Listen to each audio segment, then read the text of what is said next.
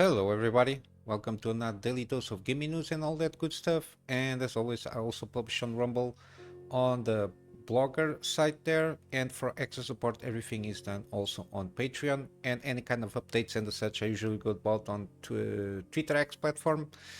Regarding channel, yeah, I didn't manage to get around doing a live stream yesterday, and I didn't even do a gaming news yesterday. I was got pretty busy. I was trying to get around and doing a lot of work here, so I can have today and tomorrow more free spare time to be focusing a little bit more on Shadow of the Earth Tree, so I can stream without worrying that I have work to do while I do the fun part of my life. But yeah, I will try to do the best I can regarding Shadow of the Earth Tree. Try to, I don't know, bigger sessions as best as I can. I'm trying to aim, I don't know, 4 or 5 hours. I don't know. We'll have to wait and see. For the VODs, again, I will, if I get along too much on the session itself, I will break the VODs in several parts. So we can have good quality on Rumble. At least I will, yeah, I will have to break up on YouTube also, so it makes more sense. Yeah, I'll do the VODs. If they extend over 3 hours, I will start breaking them up, depending on how long I will take, for also for better viewing, but also for the fact that it has better quality to be uploaded on Rumble, so I don't have to upload in 720p or 360p because of the file size there. Again, Monday we will continue with Jedi Survivor, and then afterwards will be Dead Space remake. Yeah, basically that's it. I will not touch Elden Ring theories for a while, at least until I finish up the Shadow of the Tree. Again, the theories, how the DLC can be integrated with a lot of the lore that we have already. And just a quick thing, I understand if people don't want to check too much Shadow of the Tree, to not be spoiled. Again, there is a lot of stuff, guides for builds. I already saw, I saw the thumbnails, but yeah, some of them might contain a kind of a spoiler. I don't know if it is has to do with some stuff is already things that we already heard, phasings and words. Um, the most one that people talked about a lot on the previews was the Milady build, which is a new weapon category. How light great swords, and the sword itself calls Milady. I will not advance too much on that, but yeah, there supposedly there is a build around that weapon. But yeah, I understand if people want to avoid Elden Ring spoilers. I will not. I will try to avoid covering specific stuff on the Shadow of the Earth Tree, and I will probably will not even touch Elden Ring Furies for a while until at least do the first run on Shadow Tree. But yeah, basically that's it. I will try to stream as much as I can. So because I will assume we will get around at least almost again almost 50 episodes of stream with Shadow of the Earth Tree. I think we will reach there. So yeah, I want to advance as much as I can on. I didn't advance basically nothing on these first 3 hours. I got stuck on one boss. Oh my god. Oh my god, I almost went.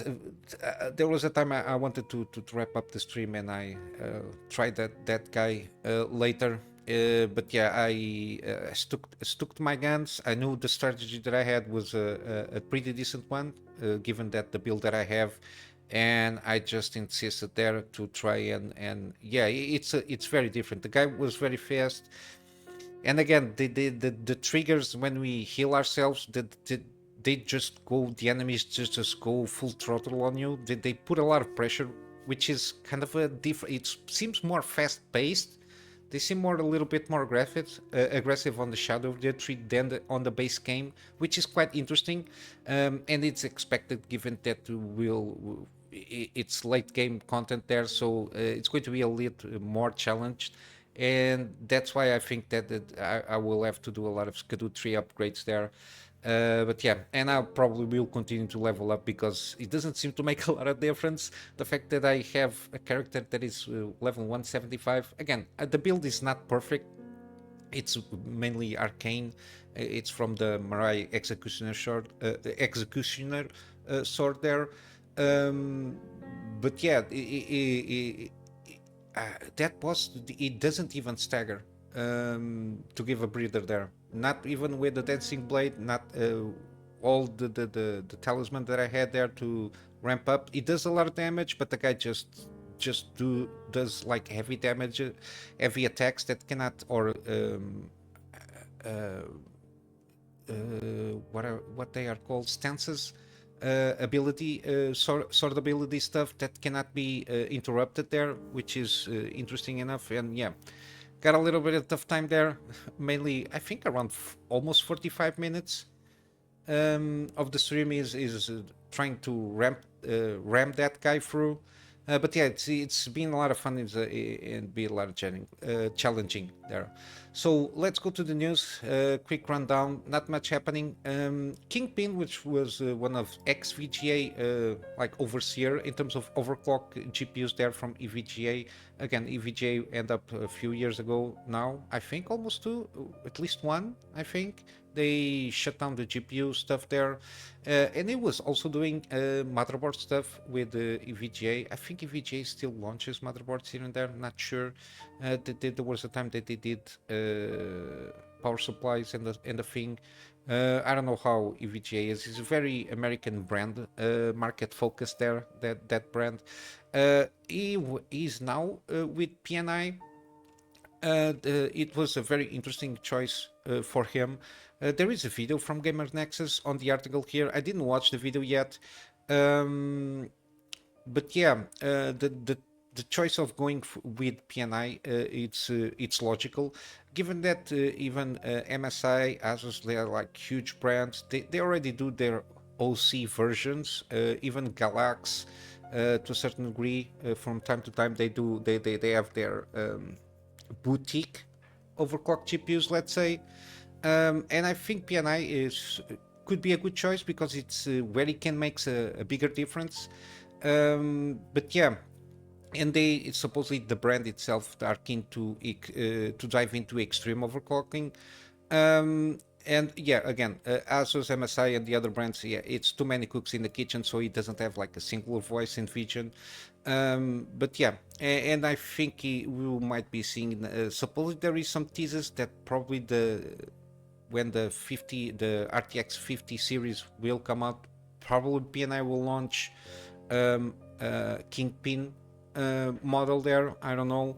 But yeah, is working on it. I think he's still tweaking around software, trying to understand the inner workings of the software and how they assemble the boards. That there is a science to it. But yeah, it seems that we will get some PNI Kingpin, and they were very high rated in terms of the quality and how much they could overclock there.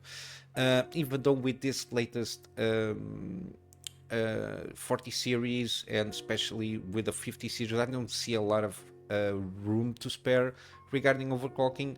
But we will have to wait and see. Even I don't think Kingpin did anything with AMD because EVGA was a exclusive NVIDIA partner there.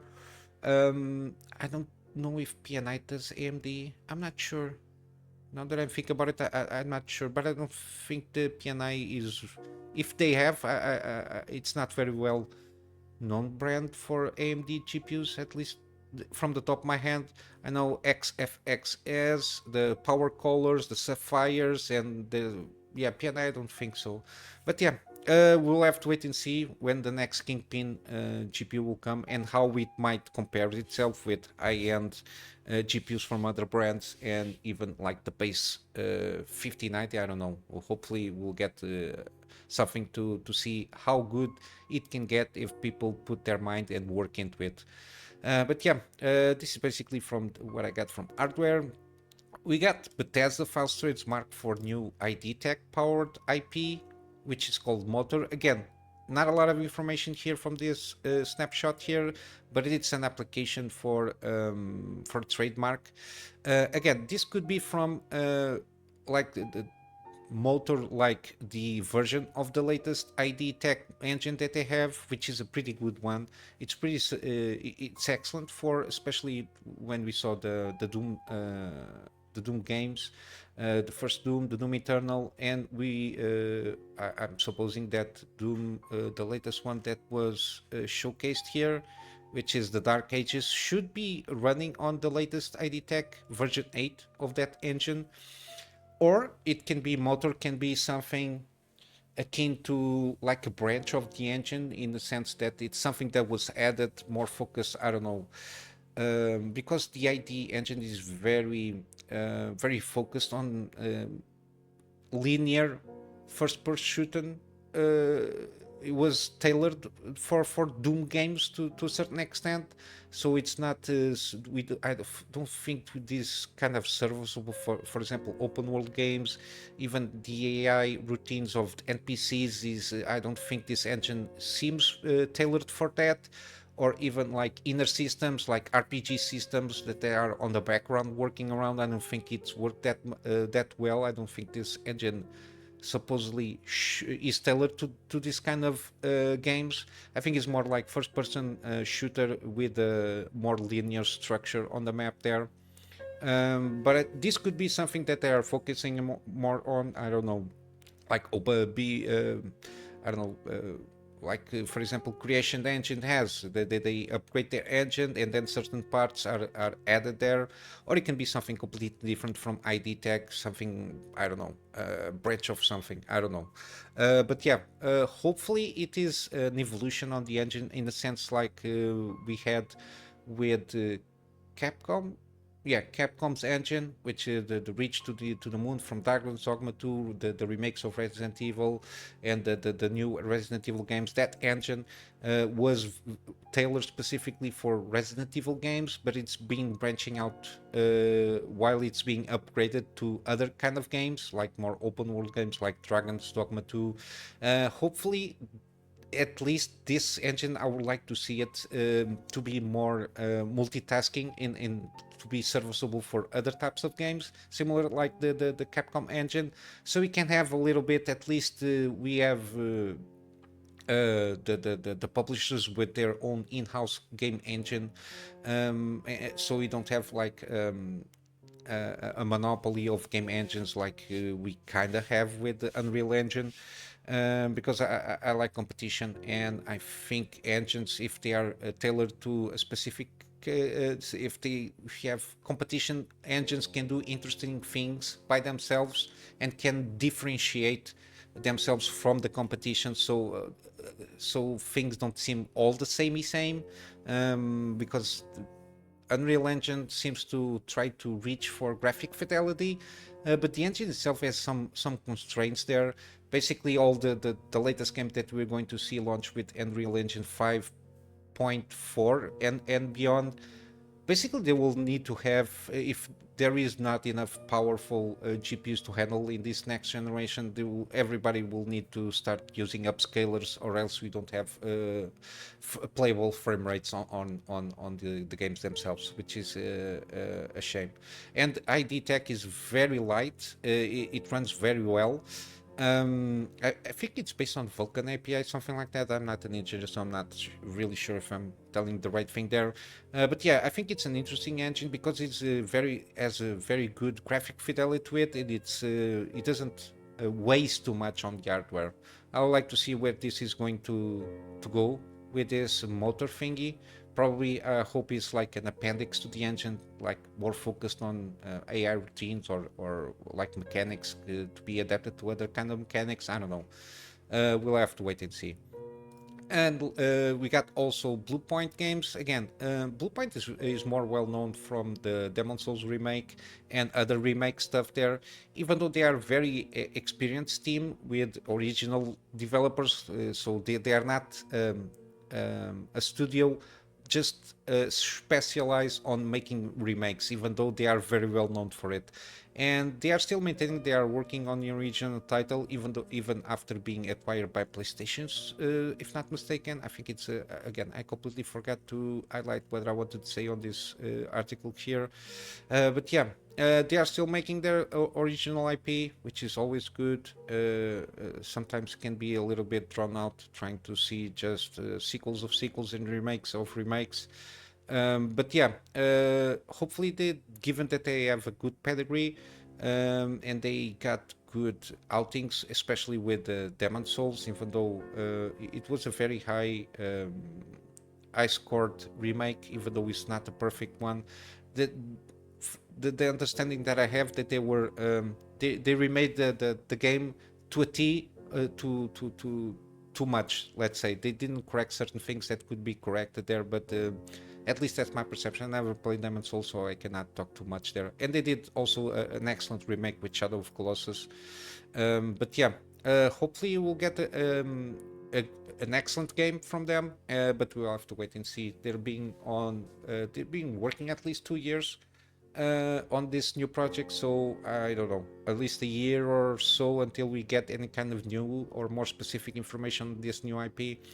But yeah, hopefully it will be an excellent game.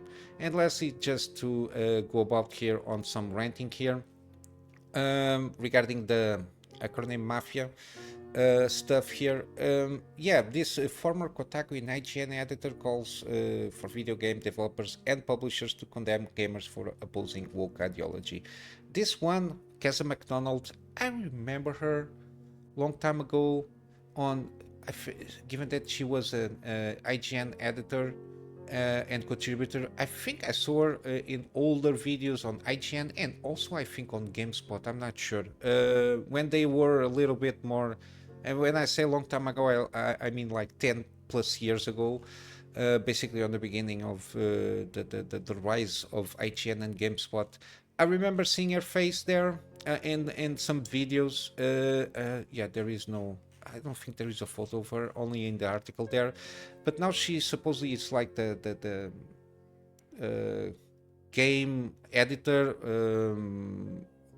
game like the senior game editor or game journalist or blogger, video games editor on The Guardian, which is on the mainstream media. It's a very well known piece of publication on British media.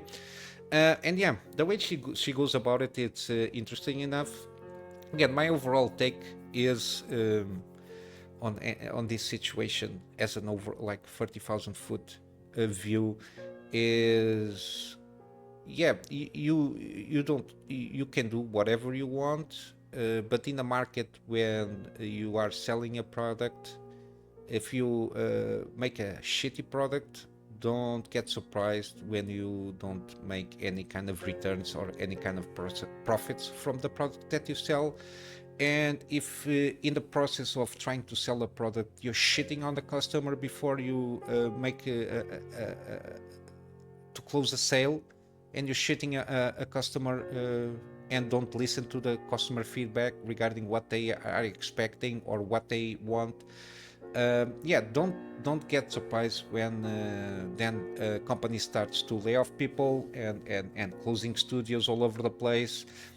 Some of them have to do with some games that will launch recently, like Luminous Productions, and in the article it talks about another studio here. But yeah, my overall take is, yeah, you can do whatever you want, but then don't get surprised when company starts closing, and because they don't care about the customers they are trying to sell the products to.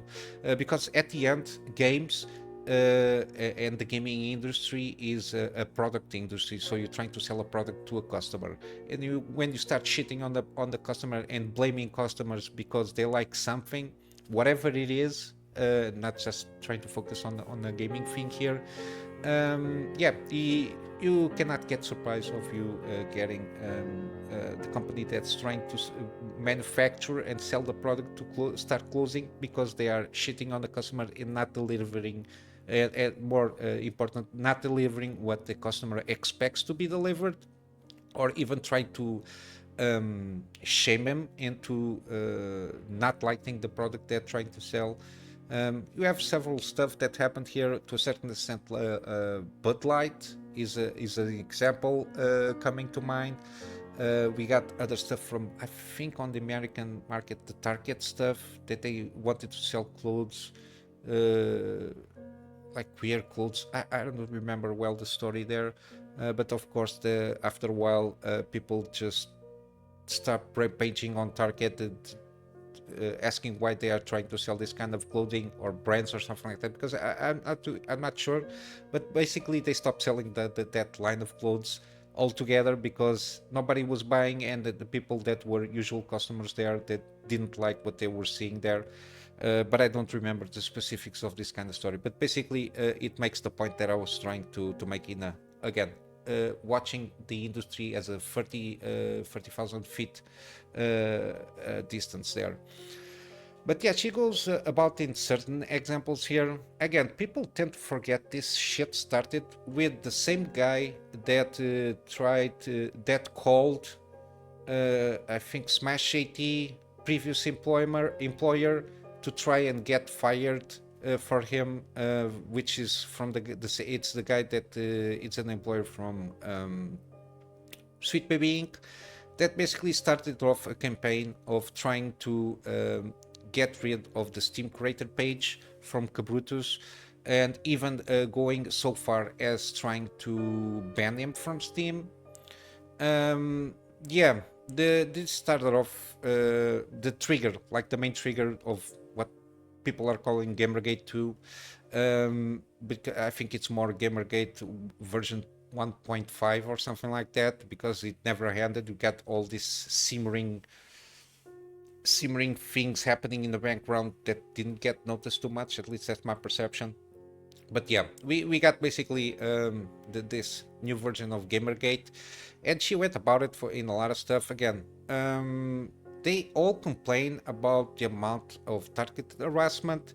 Again, I think they don't, given that they are supposedly journalists, to a certain extent they are basically bloggers, because if you pen an article without any trying to make yourself a point of view, or even trying to make an argument in something, when you don't basically present any kind of proof or any kind of material that supports your point of view, you're not writing an article, you're writing a blog. That's basically my take, and for that we got a lot of people that have opinions, and they can go about and deliver their opinions without trying to do what journalists are supposed to do. But yeah, again, it started off by condemning gamers for opposing wokeness and AI agendas present, and many developers and publishers, and called for these developers and publishers to do the same.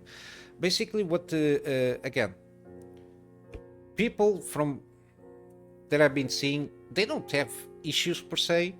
If you want to be more inclusive and all that jazz, what people have usually problem, at least normal people, and usually it's the majority of people, is they don't like to get things shoved in their face and told to be to like stuff just because it goes along with an ideology, current form of thought there.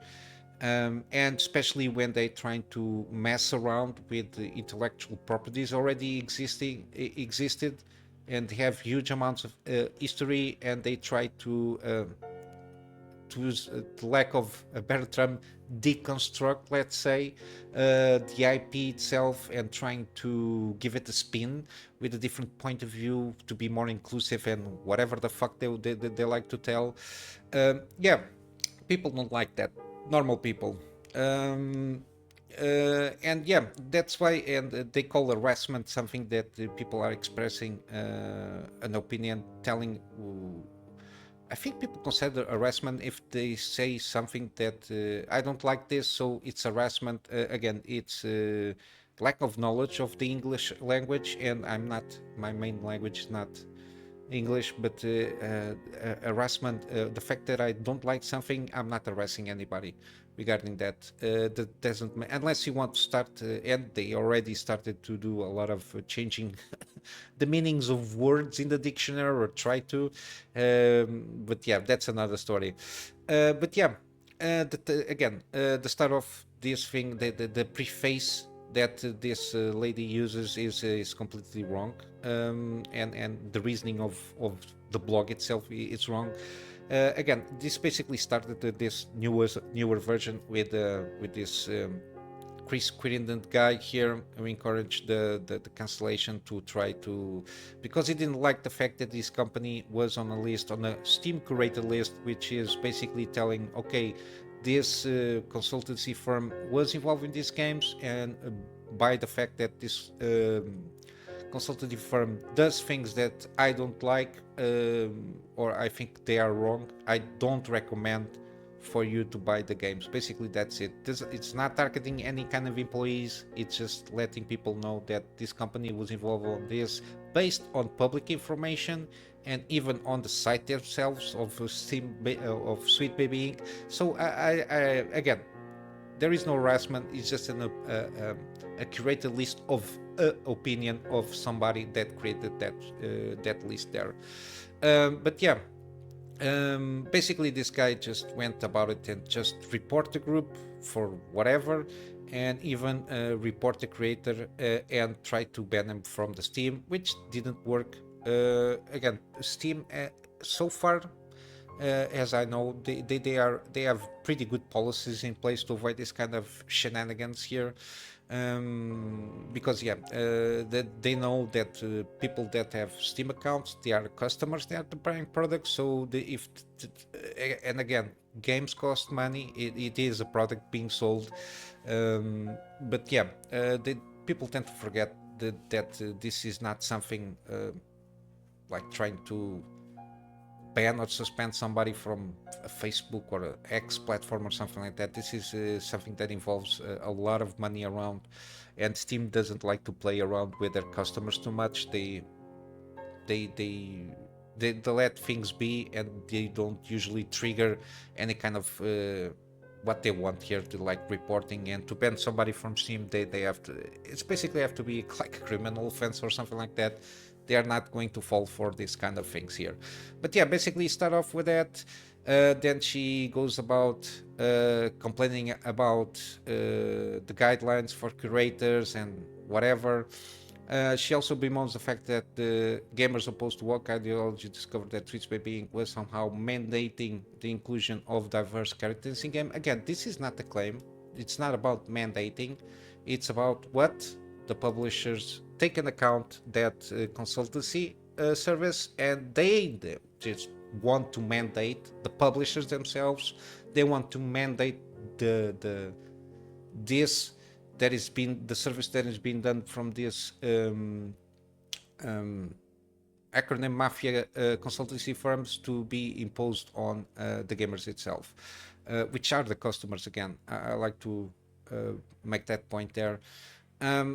Yeah, nobody claimed mandating. They want to include, make the inclusion here, and from my point of view, I don't think it's a mandate that people are complaining. At least from what I saw, I think it's more they are trying to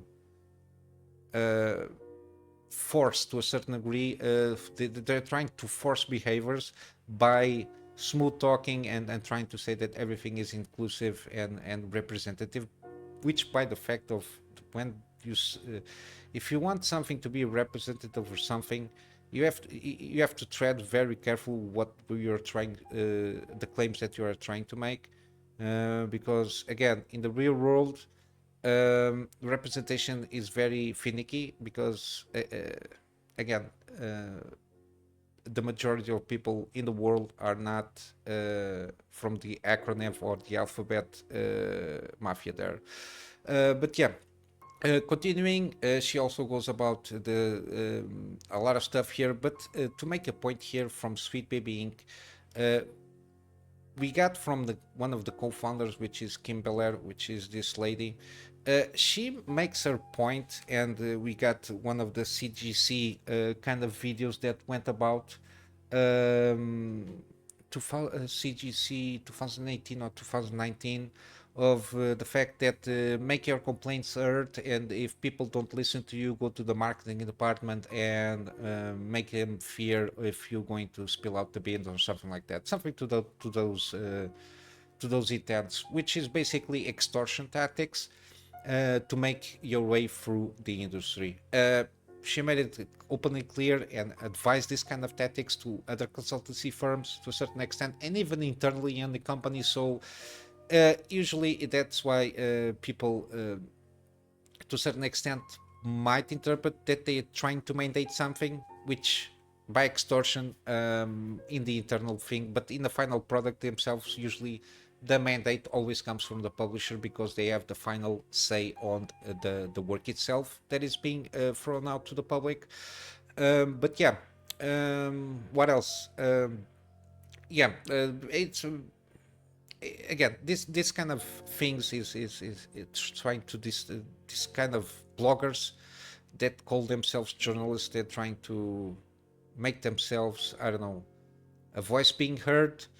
um yeah and again, the complaint of the people from, again, I got a lot of highlights here and I'm trying to get over with this as soon as fast as I can. But yeah, it's a lot of stuff that she goes through. They got some example from, for example, stuff from Stellar Blade, um, which again they mischaracterize and to a certain extent completely lie about the situation itself, how it went. But yeah, but overall, this thing with Stellar Blade, to a certain extent, was triggered by IGN France, which just went about it saying, and I quote, "The design of the game, particularly its characters, highlights an obvious bias. We're going to smash the alien, but if we can do it while pleasing these gentlemen, that's a bonus. And the result is not a success. It's not new, and other games have chosen to highlight the strengths of their female characters, but whereby Neta stands out with an iconic character design, or B, 2B from Nier Automata inspires entire generation of cosplayers, E from celebrates just planned dolls sexualized by someone who you think has never seen a woman." And again, by the end of the day, IGN first have to retract the comments, specifically these comments that I read, and issue an apology, basically saying they apologize for this, which it's here basically. That and they tried to. I think they were pressure from the main IGN, so they take the fall there because again, these kind of things. Supposedly, I will assume that they will have like internal guidelines of how they should handle and approach certain subjects there. But yeah, recently we got also some Assassin's Creed Shadow stuff there. Again, she continues. I don't know where they get the idea, and they just blatantly lie. In this case, particularly, Ubisoft was somehow forced by shadowy figures of Wokuri to make the main character of its upcoming Assassin's Creed game, pictured above Black Samurai, contradicting historical evidence. Again, she just brushes off, saying that there is historical evidence. Again, the only historical evidence, and it's been hammered out even by people that are scholars or even specialists on that era of the where when supposedly Yasuke was in Japan. There is no historical not even context or even possibly any kind of speculation regarding of him having being a samurai. Um, all the evidence there is it points to the contrary, that he was never a samurai.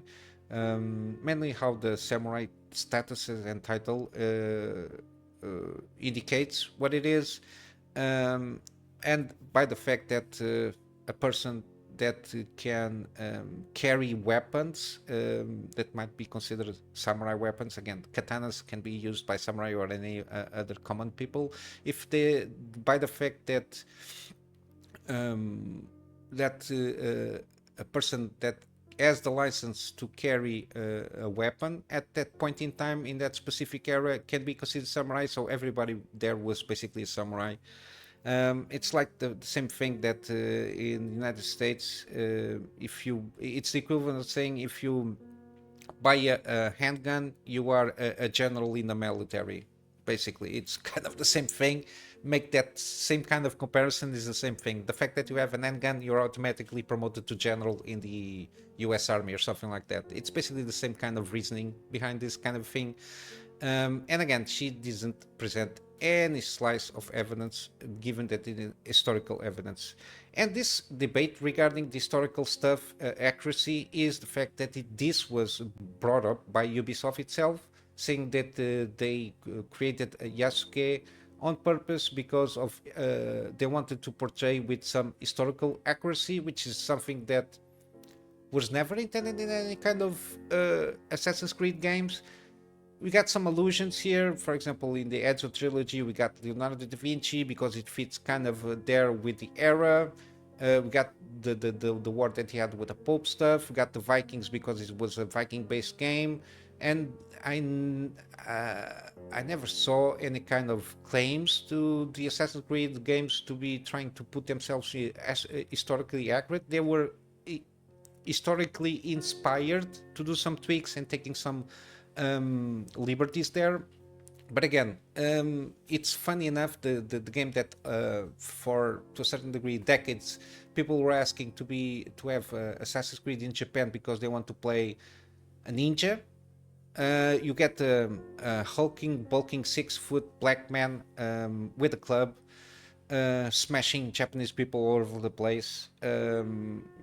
Yeah, it doesn't look good, and that's really not doesn't have any kind of accuracy in terms of history itself. But yeah, imagine that. Yeah, the got the Assassin's Creed thing there. And even the fact that Ubisoft is very open about the inclusion of putting diversity, equality, and inclusion as a forefront for the philosophy how they go about games. I think that this even Star Wars Outlaws and the Assassin's Creed Shadows, they're not going to sell. They're going to lose money for Ubisoft, and you will have two results out of this, which is or they will shut down a lot of studios, a lot of layoffs, or they will have to turn around and trying to mark the games again for normal people without this kind of DI shit. But yeah, we don't know how this will go. Yeah, this also has to do the fact the quartering. I never saw too much of these videos here, but it got like a leak from a post, internal post or internal memo. Basically referring what I just said, we are proud to represent the diversity and inclusion that exists in society, which, if you think about it, what they're trying to do, there is not much of a diversity in the sense of the LGBT, the alphabet people, which is what they are trying to catering from. It's 5% of the population trying to be represented in 100% of the gaming industry there, which it doesn't work like that. Yeah, this is society, part of our everyday work. Representation, part of DNA, will remain that way regardless of external pressure or influences. Again, we'll have to wait and see, because by the end, again, Ubisoft is selling games and customers are expecting certain kind of games, and if they are not getting from Ubisoft, they will go other place to buy their games that they are expecting to get it from. Yeah. And yeah, she insists on the article several times. For the record, there is plenty of historical basis for the depiction of Black Samurai Yasuke in the game. There isn't, but whatever. And then the latest one that you have around this Sweet Baby Inc. is with the Black Myth Wukong. Again, I'm not sure, given that the basis from this story, even though it's very credible, and I will assume there were some communication there. I will assume that, but again, I don't think that they were demanding $7 million. It's for indie studio, because this is their first big game. But IGN just went along with that, and they did just again. They misinterpret the post itself in Chinese, in Mandarin, sorry. Yeah, they misinterpret there, and of course with the foreign languages sometimes people forget that certain things have certain context and some linguistic idiosyncrasies. For example, some stuff that I might say in Portuguese within a certain context, and the fact that it's something uh, usual to say in Portuguese when translated in English might sound completely horrible and hideous to some people if it was translated as such. And of course, in the case of Mandarin, there is a lot of room, and like Japanese and even from Russian languages or Cyrillic ones. Yeah, there has to be a lot of mistranslation. The translation has to be done within the context on itself there. Um, that's why there was IGN article used a lot of they, they took the translation and took it to the letter, let's say, so there is no context on the translation itself, and the fact that they added stuff that was not even there if you try to translate the characters, the Chinese characters there, which is very odd. So again, it's blogger behavior there. But yeah, uh, funnily enough, this Keza woman, um, the way she refers to the game itself, it's racist by itself, which is, at least it seems to me, I'm not sure what she is trying to imply here. Maybe trying to take a jab at gamers that are excited for this game, because she says just after Summer's Game Fest finished, the anti-woke gamers found a new target, a report at IGN, which credibly and comprehensively lays out the story of sexism at the developer of upcoming, again, Planet of the Apes meets Sekiro action game Black Myth Wukong. Again, or she's a dumbass that doesn't know what this game is based on, which is, even I don't know a lot of it, which is the Journey to the West, which is based a folklore tale of a deity, which is Wukong, which is kind of a god monkey, to bear lack of a better interpretation of the what it is, and the travels and the encounters that he has while he's trying to discover the West, because the West in Chinese folklore at the time was something exotic, the same way that we saw Japanese culture exotic. They see ourselves at the time like an exotic and surreal and supernatural kind of a thing there. And it's basically a folklore tale of this deity traveled to the west, and the perils and the adventures that supposedly this deity has, which is, I think it's called the god monkey, to lack of better interpretation. um, and we saw a lot of inspiration from this deity. For example, the extending I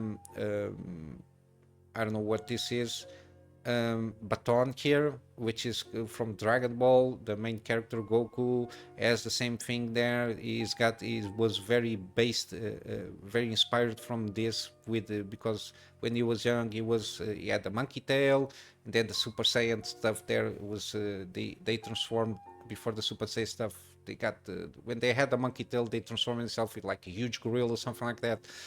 Yeah, got a lot of inspirations taken about this kind of mythology from Journey to the West, and this game tries to make an interpretation more accurate to that folklore. And yeah, Planet of the Apes meets Sekiro. I don't think you know what the game is about, but yeah, whatever.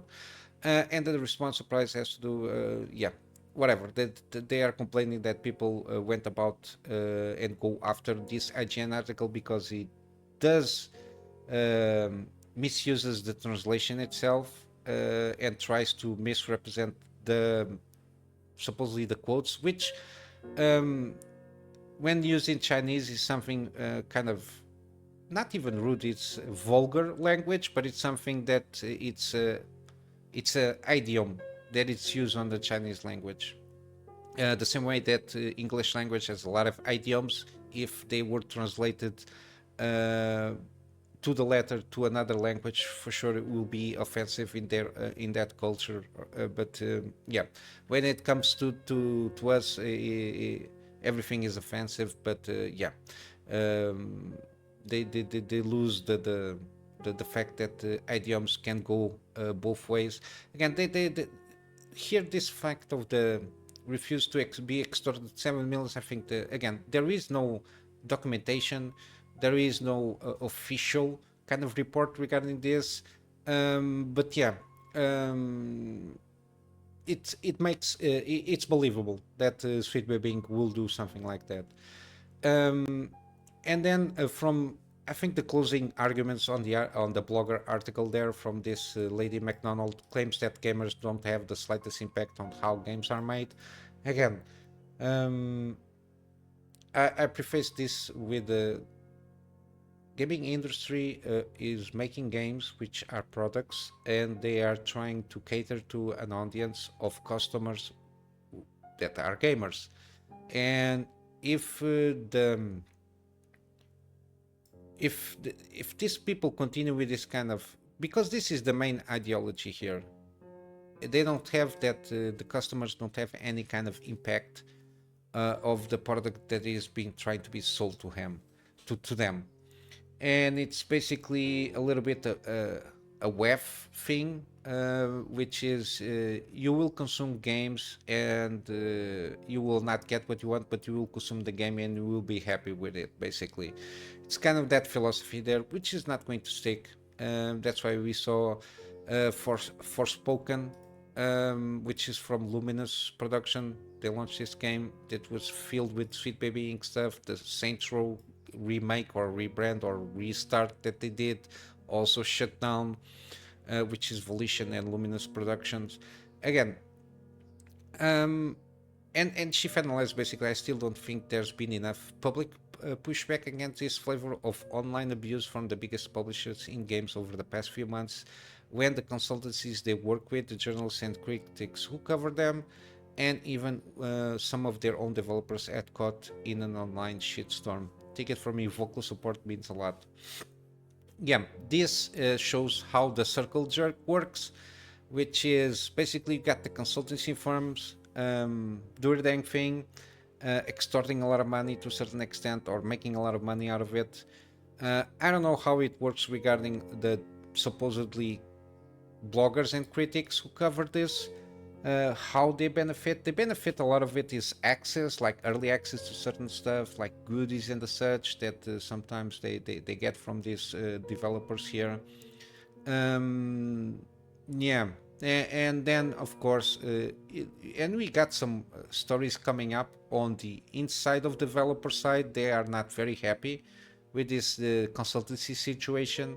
Even they are trying. There was a guy, I completely forgot who it was, Dev Walker, something like that, that he pitched a beautiful black woman, and after 10 iterations they came up with the feedback is they basically wanted a store auntie, a grocery store auntie, something like that.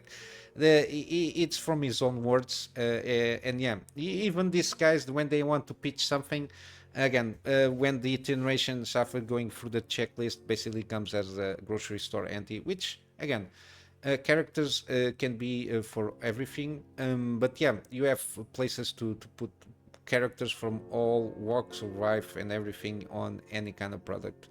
The only thing that I will take out of this is, at least from time to time, we got some publishers and developers that have the courage to start something new.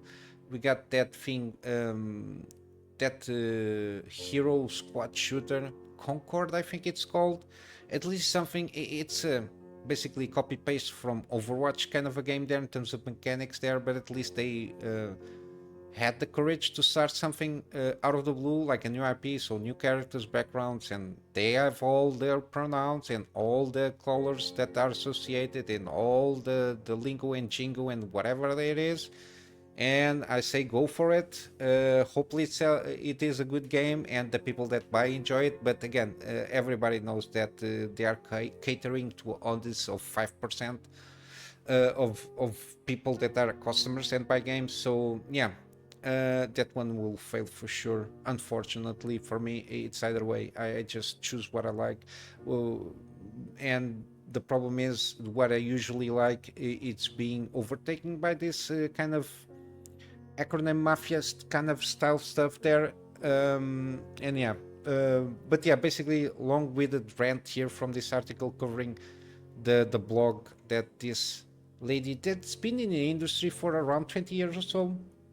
And yeah, and I do remember seeing her in IGN or GameSpot videos long time ago. I remember her face, which is I will not. Which yeah, if you saw her, you will remember her face there.